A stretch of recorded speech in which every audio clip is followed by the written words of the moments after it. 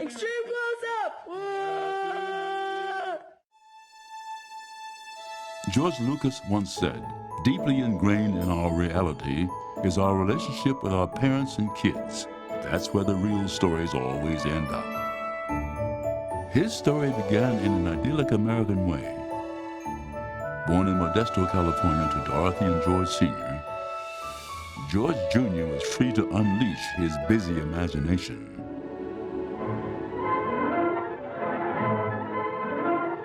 He immersed himself in comic books, shared adventures with Flash Gordon, and watched radio serials in his mind's eye. Who knows what evil lurks in the hearts of men?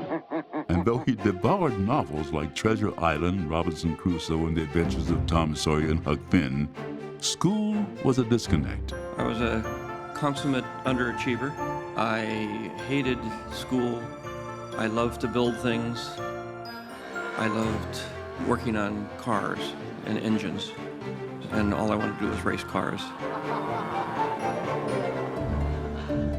Just days before high school graduation, George was broadsided by a classmate traveling 90 miles an hour. He was found unconscious with no trace of a pulse. The long period of convalescence had a life-changing effect on George. He decided to trade race cars for college. And rather than take over the family office supply business, he would enroll at USC School of Cinematic Arts. "There will be no artists in this family," his father told him. "That's no way to make a living." George's first student film was an avant-garde sensation. He won first prize at 47 film festivals and a coveted internship that led him to his mentor. It actually came from reading comic books. They taught and challenged each other in every way. And in 1971, with Francis Ford Coppola producing, George directed his first feature film.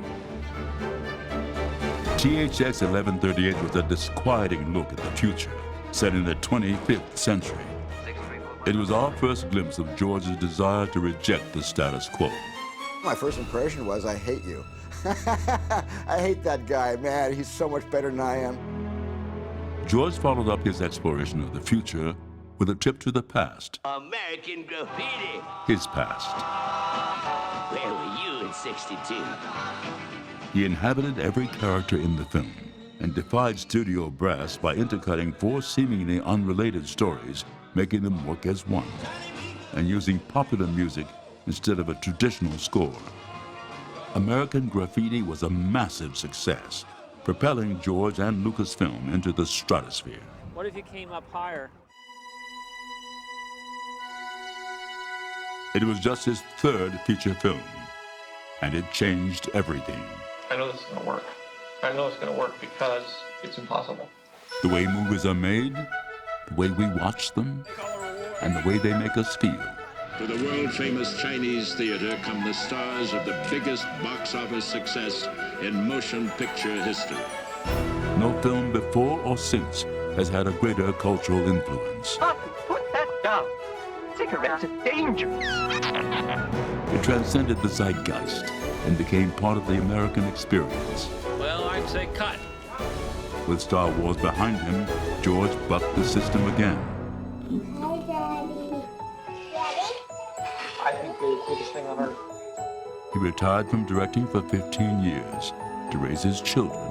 That's Daddy putting on a Snoopy ornament. Good morning, Katie. Hey, Dad. As his children grew, so did his empire.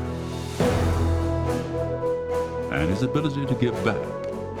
Pledging half of his fortune to charity, he is one of the most prolific philanthropists in the world, having created the George Lucas Educational Foundation, Edutopia, and the upcoming Lucas Museum of Narrative Art.